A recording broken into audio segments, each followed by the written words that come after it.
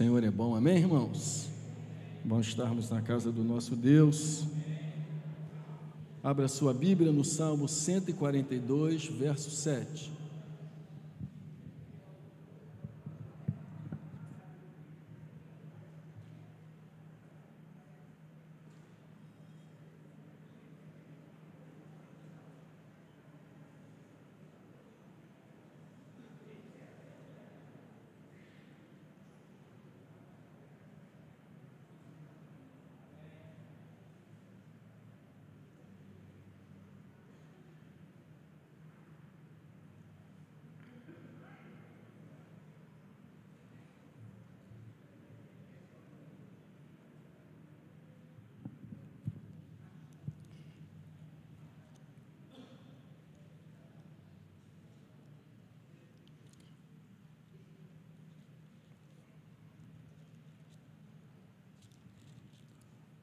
Apenas o verso 7,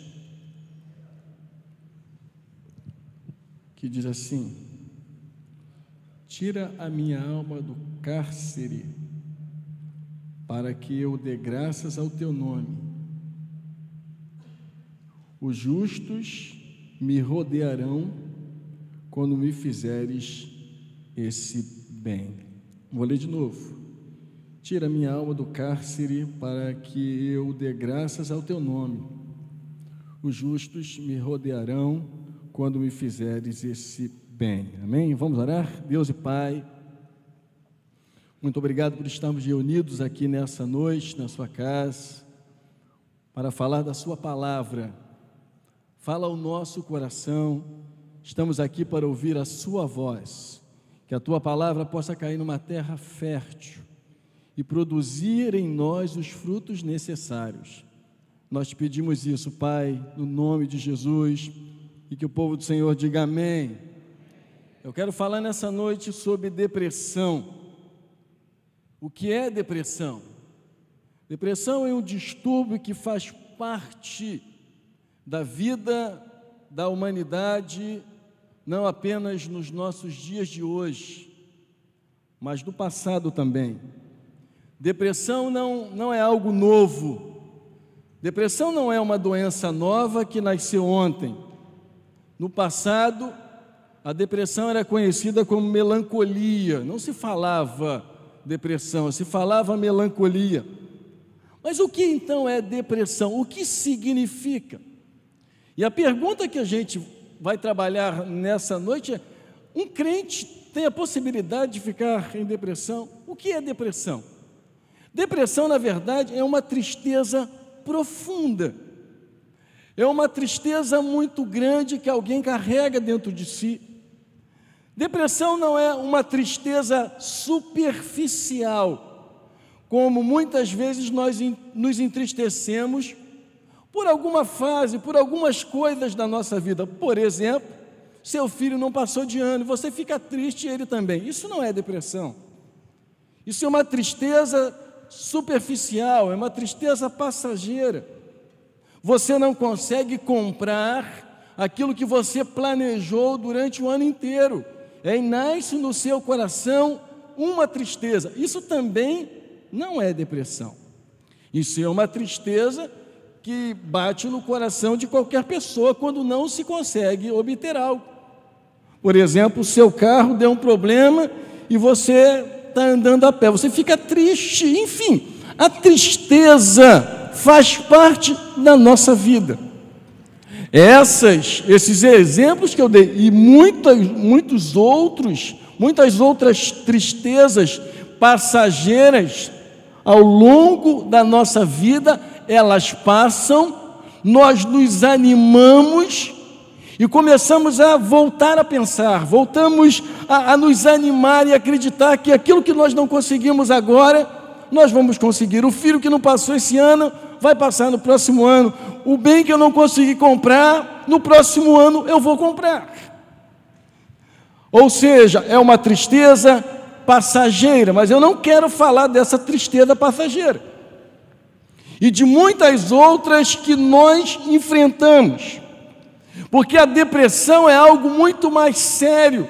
a depressão tem arrastado pessoas, a depressão tem, na verdade, impedido pessoas de lutar. A depressão tem uma força muito grande, uma tristeza muito profunda, capaz de fazer que as pessoas desistam. Na verdade, a depressão ela é capaz de travar uma pessoa. Uma pessoa em depressão, ela não consegue ter ânimo, ela perde o ânimo, ela perde o prazer pela vida, ela perde o entusiasmo. Ou seja, a depressão é capaz de fazer moradia, residência, habitar dentro de uma pessoa. Estamos falando de uma das coisas mais sérias, não apenas do nosso tempo, mas dos tempos passados também.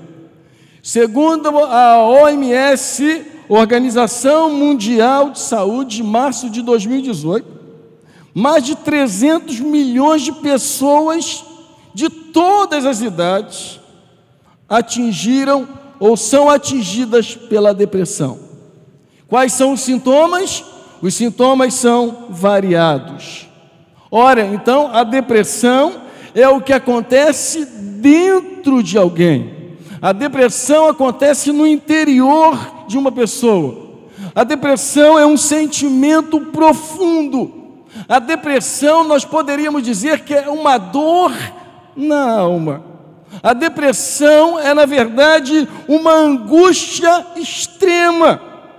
Muitas pessoas em depressão, elas acabam chorando sem saber por que elas estão chorando. Qual o motivo que as levaram a chorar? As pessoas em depressão se sentem solitárias. As pessoas em depressão se sentem abandonadas. Elas não têm mais propósito na vida. E a depressão, na verdade, ela é capaz de levar muitas pessoas ao suicídio. O número de suicídio tem se aumentado de uma forma muito grande, em uma larga escala em razão da depressão. A depressão, na verdade, produz doenças psicossomáticas, ou seja, aquelas doenças no corpo. Ela é capaz de atingir o corpo. Exemplificando, para a gente possa ter uma ideia, a depressão seria como alguém se afogando. Ou então, outro exemplo, uma pessoa deprimida, em depressão, é alguém que está lá no fundo do poço. E lá no fundo do poço ela não tem esperança alguma de que alguém possa ajudá-la. Ela não tem perspectiva nenhuma de que alguém possa jogar uma corda e salvá-la daquele lugar, daquele poço que ela caiu, daquele poço que ela está vivendo. E há várias causas que podem levar uma pessoa a viver uma vida de depressão. Mas eu quero falar hoje pelo menos de duas. E olha, se eu estou falando que há várias, falar de duas é falar num leque de outras que existem. A primeira causa que pode levar uma pessoa à depressão é um pecado escondido e não confessado. E hoje, nessa noite, eu quero falar sobre dois personagens que viveram, homens de Deus, que viveram em depressão. Mas eu não quero apresentar apenas esses personagens. Nós vamos entender e aprender como eles foram capazes, porque o importante, quando você vai ao médico, não é você receber a receita e saber o que tomar. O importante é você tomar aquele medicamento que está na receita e ser curado. Dois personagens que eu quero tratar nessa noite. O primeiro fala de um pecado escondido e não confessado. E para isso, eu vou precisar que você mantenha a sua Bíblia aberta durante todo o culto. Então vamos lá, mantenha a sua Bíblia aberta no Salmo 32. Nós já estamos com a Bíblia aberta. No Salmo agora 32, no versículo de número 3. Eu quero falar sobre Davi. Salmo 32, verso 3. Diz assim: quanto calei, os meus ossos envelheceram pelos constantes gemidos todos os dias. Salmo 38, verso 3, mais um pouco à frente. 38, verso 3. Ele diz assim: não há parte sã na minha carne por causa da tua indignação. Não há saúde nos meus ossos. Salmo 51, verso 4. Pequei contra ti somente, e fiz o que é mal perante os teus olhos, de maneira que será tido por justo no teu falar e puro no teu julgar. Note que nem toda a depressão ela é fruto de um pecado. Mas eu quero dizer que há possibilidade de uma pessoa viver deprimida em razão do seu pecado. Davi está vivendo um momento depressivo, fruto do seu pecado. O pecado que ele cometeu afetou não apenas a vida espiritual, mas afetou o seu corpo. Ele começa a detalhar e a dizer que algumas partes do seu corpo estão doentes. E como Davi saiu desta depressão? Ele nos mostra um quadro muito crítico, um quadro muito difícil de se resolver. E como ele saiu? O Davi saiu desse quadro crítico quando ele aprendeu a confessar o seu pecado a Deus. O primeiro caminho de uma pessoa que vive em depressão em razão do seu pecado, ela precisa aprender a confessar a Deus o seu pecado. Com a Bíblia aberta, volte comigo no Salmo 32, versículo de número 5. Confessei-te o meu pecado e a minha iniquidade não mais ocultei. Disse: confessarei ao Senhor as minhas transgressões, e tu perdoaste a iniquidade do meu pecado. Davi está confessando a Deus o seu pecado. 38, verso 18. Capítulo 38, verso de número 18, diz assim: confesso a minha iniquidade, suporto tristeza por causa do meu pecado. Salmo 51, versículo de número 1, diz assim: compadece-te de mim, ó Deus, segundo a tua benignidade, e segundo a multidão das tuas misericórdias, apaga as minhas transgressões, lava-me completamente da minha iniquidade, e purifica-me do meu pecado. Pois eu conheço as minhas transgressões, e o meu pecado está sempre diante de mim. Verso 4, que nós lemos anteriormente. Pequei contra ti somente, e fiz o que é mal perante os teus olhos, de maneira que seria tido por justo no teu falar e puro no teu julgar. O que estava vivendo Davi, o motivo daquela depressão, razão do seu pecado. 1 João, no capítulo 1, verso 9, diz: se confessarmos os nossos pecados, Ele é fiel e justo para nos perdoar os pecados e nos purificar de toda a injustiça. Então uma pessoa pode estar em depressão em razão do pecado? Pode. Qual a saída? Qual é o caminho? O que esta pessoa pode fazer?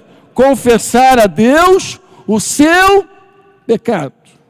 A segunda causa que pode levar uma pessoa à depressão, e logicamente agora nós vamos utilizar um outro personagem, a segunda causa é a frustração. E eu quero falar de um profeta muito conhecido de todos nós. Eu quero falar nesse personagem que a gente, ao olhar, ao ler o texto, nós ficamos admirados, mas que ele também enfrentou um momento de depressão. Para isso, convido você a abrir a sua Bíblia no livro de 1 Reis, no capítulo de número 19. Eu quero falar de Elias. 1 Reis, Depois de Samuel, 2 Samuel, vem 1 Reis, capítulo de número 19, versículo de 1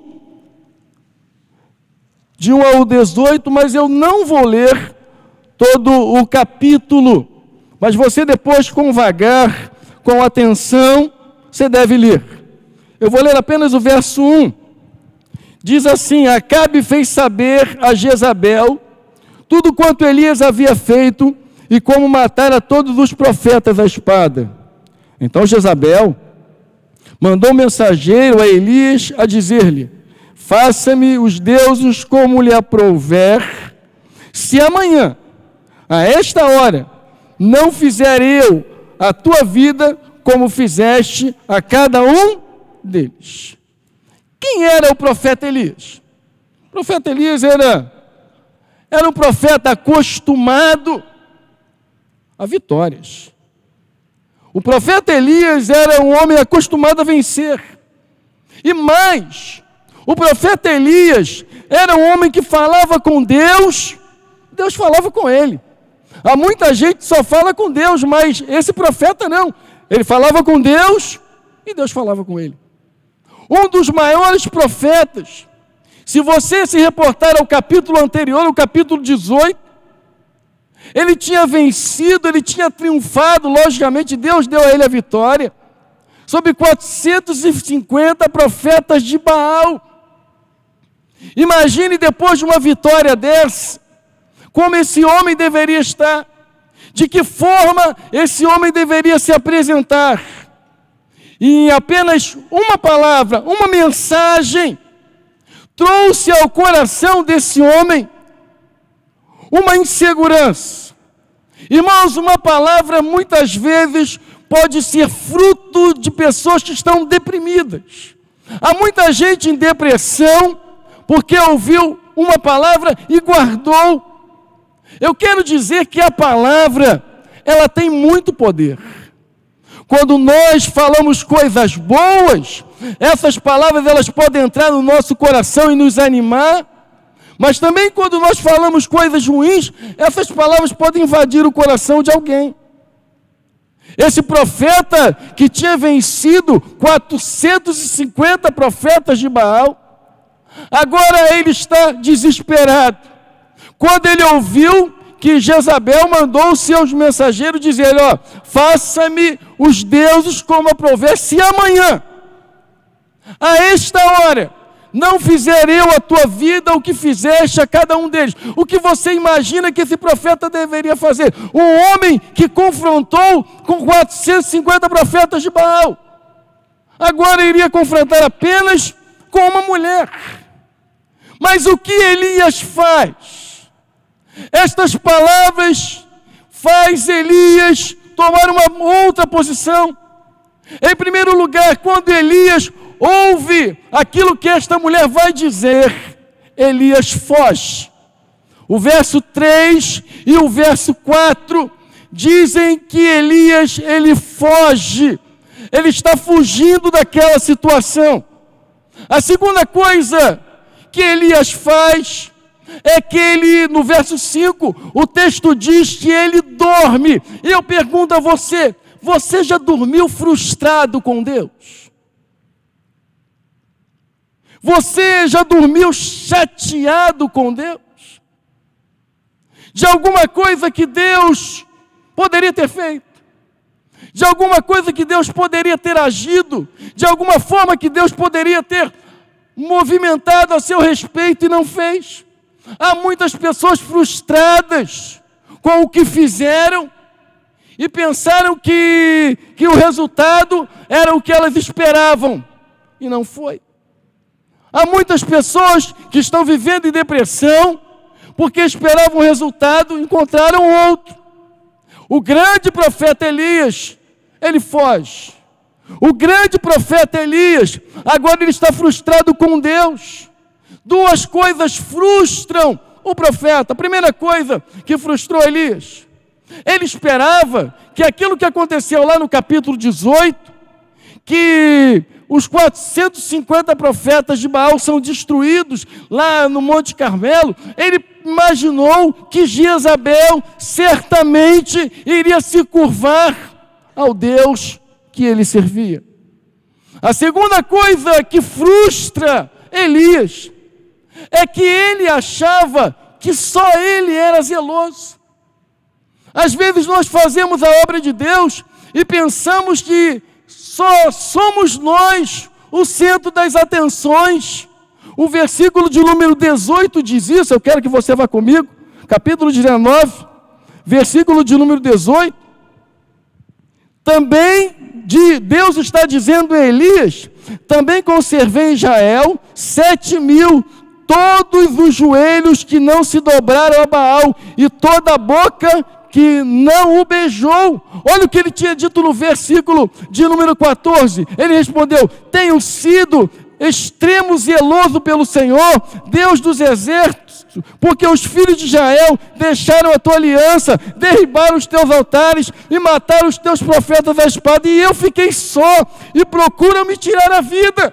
Aí Deus responde para ele no verso 18: também conservei em Israel 7.000, todos os joelhos que não se dobraram a Baal. Deus estava dizendo: Elias, você está pensando que estava só você? Eu conservei ainda 7.000 joelhos.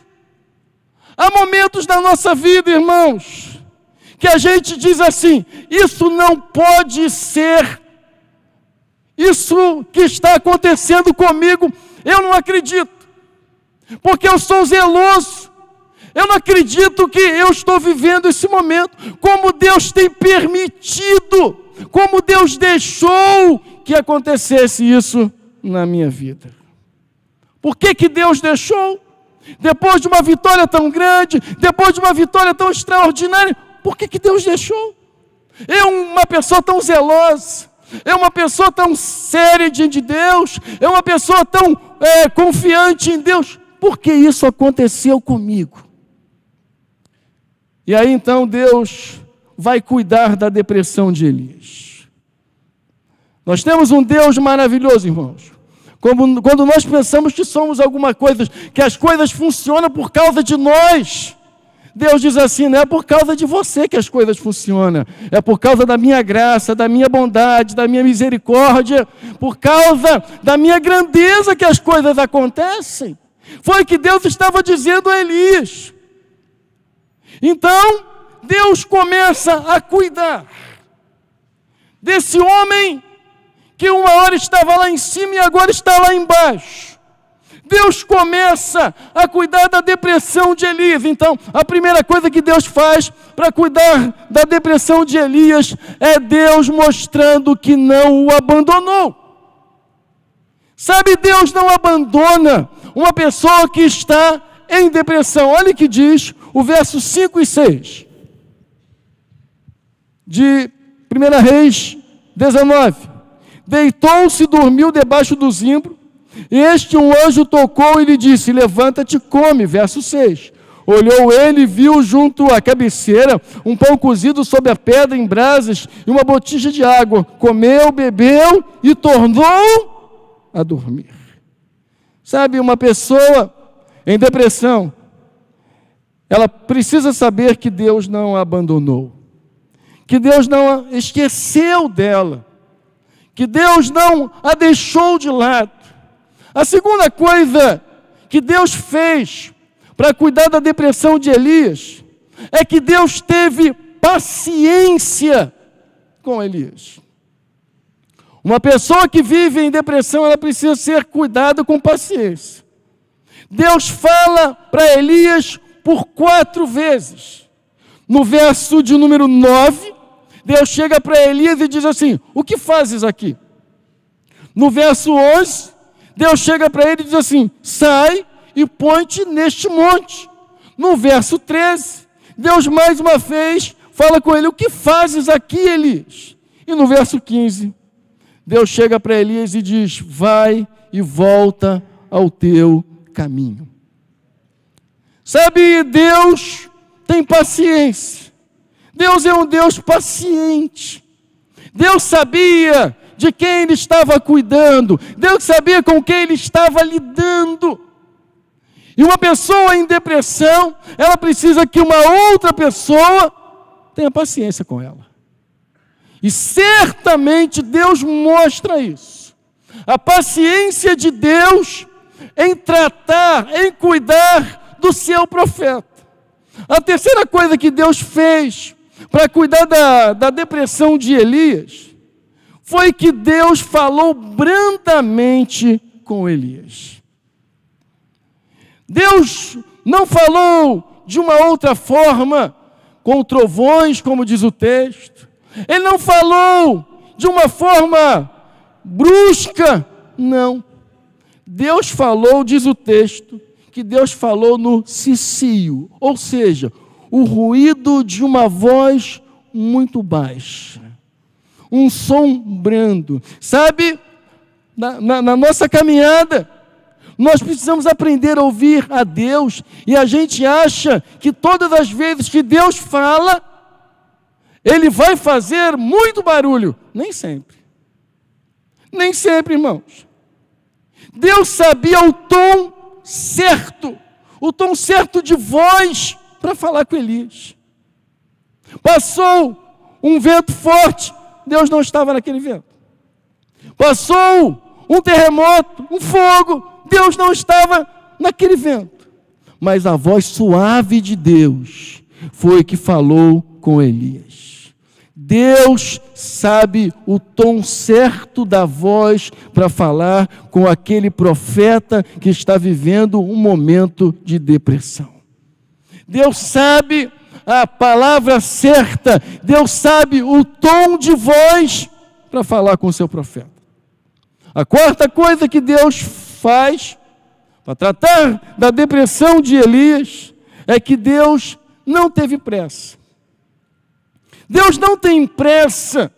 O texto diz lá no verso 8 que a comida que ele comeu e a bebida que ele tomou deu para ele caminhar 40 dias e 40 noites. Eu fiquei imaginando quanto tempo esse homem ficou vivendo aquele momento de uma profunda tristeza, uma melancolia. O verso de número 8 diz isso. Mas Deus estava, nesse período, Deus estava tratando de Elias. Eu quero dizer a você que mesmo que você não veja, Deus está cuidando de você. Deus está tratando de você. E às vezes você quer ouvir uma voz mais áspera, mais forte, mas Deus sabe que o que você precisa ouvir é um som tranquilo, é o ruído de uma voz baixa, é um som brado, para que possa entrar dentro do seu coração, para que possa entrar dentro de você. Deus estava tratando de Elias, Deus estava cuidando de Elias. Quinta coisa que Deus faz para cuidar da depressão de Elias: Deus dá a Elias um novo começo. Sabe, a posição que Elias tinha tomado naquele momento, Deus não esqueceu, Deus não apenas tratou dele, mas Deus queria, na verdade, restituir a Elias. Deus queria devolver a Elias. Deus queria abençoar Elias mais uma vez. Deus queria restituir. Olha o que diz o verso 15, o versículo de número 15, do capítulo de número 19, diz assim: disse-lhe o Senhor, vai e volta ao teu caminho. Sabe o que Deus estava dizendo para Elias? Eu ainda confio em você, eu ainda estou contigo, eu ainda estou cuidando de você. Você precisa voltar à sua posição, você precisa voltar ao seu caminho, você precisa voltar a fazer aquilo que você fazia. Então Deus dá ao seu profeta, Deus dá a Elias algumas missões. Eu quero dizer a você nessa noite, que a gente pensa que uma pessoa em depressão é uma pessoa que está acabada. Aos nossos olhos, sim. É uma pessoa que está destruída, aos nossos olhos, sim. Mas eu quero te dizer nessa noite que há um Deus que cuida de pessoas que estão no fundo do poço. Eu quero dizer a você que Deus cuida de pessoas que já não sabem mais o que fazer da sua vida. Eu quero dizer a você que há um Deus capaz de restituir, de devolver tudo aquilo que durante um período esta pessoa perdeu. Sabe, nós olhamos um homem desse e dizemos: está acabado. Não está acabado não, irmãos. Há um Deus poderoso, capaz de devolver. Há um Deus capaz de restituir. Há um Deus capaz de levantar de novo. O homem pode cair, o cair é do homem, mas o levantar é de Deus. O salmista diz: o homem pode cair, mas o Senhor o levantará. Se cair, não ficará prostrado, porque o Senhor o colocará de pé. Isso significa que mesmo na depressão, que mesmo no mais profundo, na dor da nossa alma, há um Deus que cuida de nós. Não apenas cuida, não apenas nos muda, não apenas trata da gente, mas Ele nos põe no caminho de novo. Ele nos dá mais uma chance. Ele nos dá a oportunidade de continuar a fazermos aquilo que nós estávamos fazendo. E é isso que Deus faz com Elias. O que Elias viveu não acabou com a vida dele. Por quê? Porque Elias acreditou em um Deus que cuida. Se houve um erro que Elias cometeu, foi quando ele ouviu aquela mensagem que Jezabel tinha mandado. Ele tinha um moço, e ele, ao invés de andar com aquele moço, você pode ler o texto depois com mais atenção, ele, ao invés de andar com aquele moço, ele deixou o moço e foi sozinho pelo caminho do deserto. Sabe, quando nós nos isolamos nas dificuldades da nossa vida, nós certamente sofremos. A maneira de você vencer um momento depressivo é quando você aprende que há pessoas que podem ajudar você, que Deus usa pessoas para nos ajudar. Muitas vezes nós gostamos de andar sozinhos, muitas vezes nós não gostamos de abrir o nosso coração e contar os nossos problemas, mas muitas vezes se torna necessário. Se você tiver um amigo, você pode se tornar um grande vitorioso. Se você nessa noite me dizer: pastor, eu tenho um amigo, eu quero dizer que você é um vencedor. Porque a coisa mais difícil, irmãos, a coisa mais difícil é você ter um amigo. A coisa mais difícil é você ter alguém em que você pode contar o seu problema. Talvez aquele rapaz que estava ao lado de Elias, ele pudesse ser um grande ajudador dele. O rei Davi não tinha ninguém que o pudesse ajudar. O rei Davi não tinha ninguém que pudesse confortar. Mas ele tinha um Deus que estava cuidando da vida dele. Procure ter amigos. Procure ter pessoas ao seu lado. Ah, pastor, mas amizade é um negócio complicado. É porque nós somos complicados, irmãos. Mas a amizade é uma coisa muito interessante. Há pessoas que estão se suicidando, há pastores. Você fica dizendo: como é que pode um pastor atentar contra a sua própria vida? A gente fica imaginando, deve ser uma dor assim muito aguda, muito extrema. E talvez ele tenha ninguém ao seu lado. Talvez nem a esposa dele, ele tenha aberto o coração para ela. Talvez para ninguém. Sabe, irmãos, nós muitas vezes, a Bíblia diz que Elias foi para a caverna. Eu já preguei um tempo atrás aqui, que quando a gente vive cheio de problema, ao invés da gente ouvir Deus, a gente se esconde. A gente vai para a caverna e Deus, leia com atenção o texto, Deus foi lá na caverna onde Elias estava, falou com aquela voz suave, e aquela voz suave fez que Elias saísse da caverna. Depois você pode conferir ao ler o texto. Sabe, nós precisamos aprender a ter pessoas ao nosso lado. porque nós só queremos gente que bata palma, que nos aplauda. Nós precisamos de amigos verdadeiros. E sabe quem é um amigo verdadeiro? São aqueles que falam aquilo que nós precisamos ouvir, aquilo que outra pessoa não fala. Há muitos bajuladores, mas a gente precisa ouvir gente sincera. A gente precisa ouvir gente que quer, talvez com uma palavra um pouco mais complicada de se entender, mas quer que a gente esteja lá em cima, quer que a gente dê a volta por cima. Quantos amigos você tem? Você tem um? Você tem um amigo? Você tem uma pessoa onde você possa abrir o seu coração? Porque o rei Davi não aparece em nenhum momento do sofrimento do rei. Um amigo. Nesse texto não aparece nenhuma pessoa para ajudar o profeta. Mas como eu disse, Deus não desiste das pessoas, e graças a Deus por isso. Nós desistimos com facilidade. Nós desistimos, Deus não. O que Deus faz? Deus restaura o profeta Elias e dá a ele 3 missões. A esse, que eu chamaria esse novo Elias. Primeiro, Deus chega para Elias e diz: olha, você vai ungir Azael, rei sobre a Síria. Está lá no verso de número 15. Deus dá uma outra missão ao profeta Elias.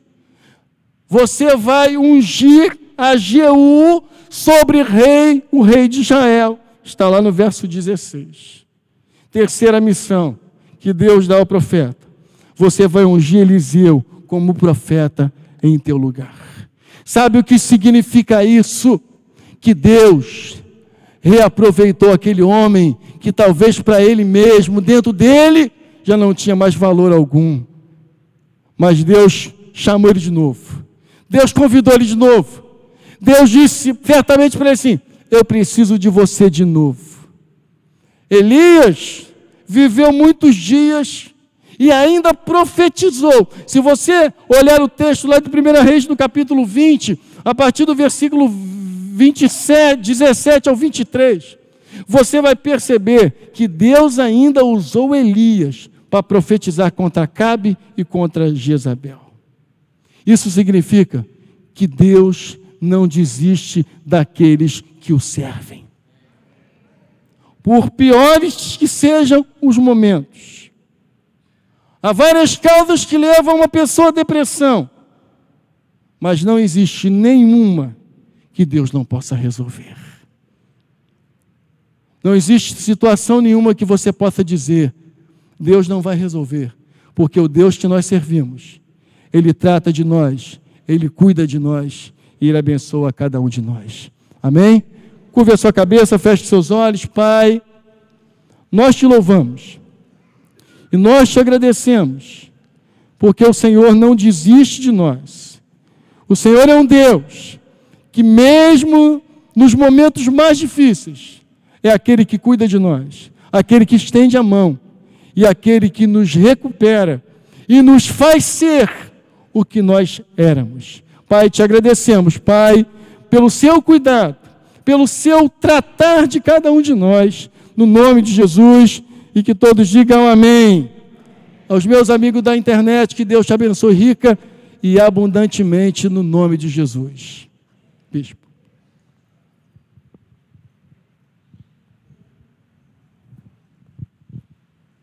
Amém. Eu acho que foi hoje, eu ouvi uma notícia dizendo que, acho que há uns 4 anos atrás, não estou preciso, tinha sido catalogado mais de 200 tipos de depressão, níveis de depressão. Essa semana também, não sei se foi exatamente essa semana, eu recebi uma mensagem dizendo que um pastor em Goiânia tinha se suicidado na praça pública. E esse é um problema que nós temos que realmente ter atenção, não é? E orar. Eu entendo que, como ser humano, né, depressão acho que não dá em cachorro, depressão não dá em canário, depressão não dá em tartaruga. Depressão é um problema que dá em gente, que dá em pessoas.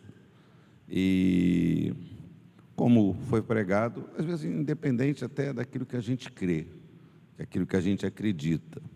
Mas, então, não tem jeito, não tem como a gente viver sem isso, não é? Quando a gente usa um exemplo, como o pastor usou, que está na Bíblia, e, como ele disse, tem N exemplos no Velho Testamento, não tem um que não tenha passado, não tenha caminhado dessa forma, né?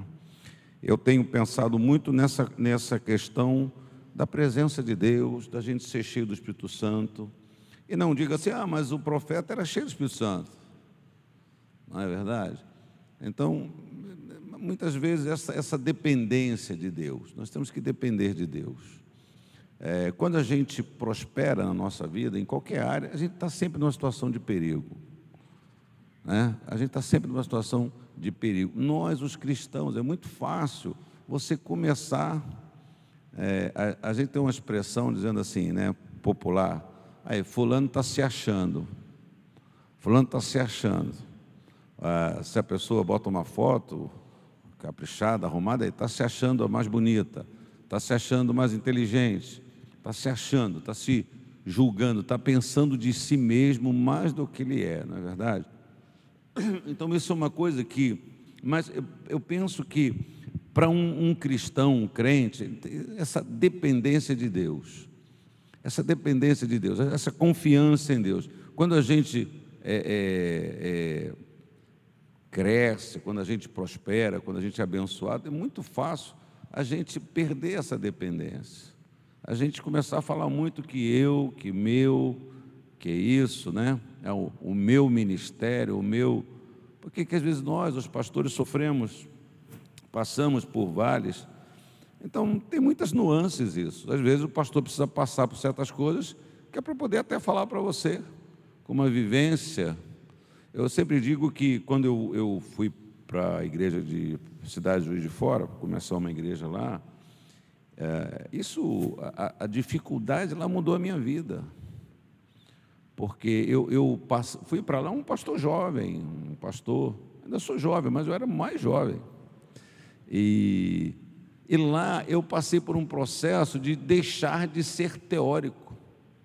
Pense, quantas vezes a gente é muito teórico, muitas vezes a gente fala para o irmão, a gente cita versículos, mas quando a gente passa por aquilo que o irmão está passando, então que a gente começa a entender certas coisas. Então, eu sempre digo isso, o vale, não é? O pastor leu o Salmo no início da sua palavra, falando de cova, né? Ele me tirou de uma prisão, a palavra é prisão. Então, isso é assim mesmo, né? E a gente, quando às vezes passa, eu não quero passar, acho que você também não quer passar. Eu não fico pedindo que Deus, eu quero sofrer, ou Deus é que cuida, Deus é que dá para mim, para você, aquilo que você precisa. Deus é que permite, que é para você realmente ganhar força, ganhar músculo, né? Então, se esforce, cuide da sua mente, cuide do seu coração. Por isso que nós devemos encher nosso coração da palavra de Deus, né? Por isso nós temos que andar dependente, né? Você vê no termo do profeta aqui, a gente vai dar oferta ao Senhor, mas no termo do profeta aqui, ele falou assim, só eu fiquei, eu sou o único que fiquei, eu sou o único que não me corrompi. Então, a gente vê nisso, né? O profeta usado, Elias, ele é citado como o maior profeta. Na transfiguração de Jesus, viu-se Elias. Então, não houve maior do que Elias. Jesus foi comparado a um profeta grande como Elias. Não é verdade? Mas esse homem, num determinado momento da sua vida, de sucesso, de vitória, de consideração, né? Senhor, para que todo mundo saiba que Tu és Deus. Quantas vezes o profeta usou isso? Para que todo mundo saiba que Tu és Deus e que eu sou Teu filho, que eu sou profeta. Mas ele não pode falar isso? Pode, mas o coração da gente é que Deus é que pesa. Então, confie em Deus, ore ao Senhor, busque ao Senhor, fale com o Senhor, entregue a Ele o seu coração, confiança em Deus, porque fé é depender de Deus. Quando a gente crê, a gente tem uma dependência de Deus, e Deus quer que a gente confie nele, Deus quer que a gente entregue as coisas na mão dele, Deus quer que a gente confie acima das circunstâncias, amém? Busque isso, e você não vai buscar isso na fuga, não é? Nos seus sentimentos de uma maneira, mas na presença de Deus, colocando aquilo que está no seu coração para Deus e, acima de tudo, confiando no Senhor, amém? Eu queria que você curvasse a cabeça, que você fizesse uma oração por você mesmo, que você pedisse a Deus: Senhor, me dá saúde mental, Pai. Senhor, liberta-nos, liberta o meu irmão, a minha irmã, do medo, Pai, do medo, Pai. Com certeza o salmista também viveu depressão, e o salmista, ele nos passa a sua experiência, dizendo da sua decisão de não temer nada. Eu não vou temer, Senhor. Ele estava enfrentando o medo dentro dele. Ele disse: eu não temerei mal nenhum, eu não temerei mal nenhum. Ora, pense quantas vezes você está temendo mal. A gente vai fazer uma coisa, eu acho que vai dar problema. A gente vai fazer um exame, eu acho que vai estar todo ruim. A gente vai buscar um emprego, mas a gente já acha que não vai dar certo, que a gente não tem capacidade. A gente fica com medo de tudo. Não temerei mal nenhum.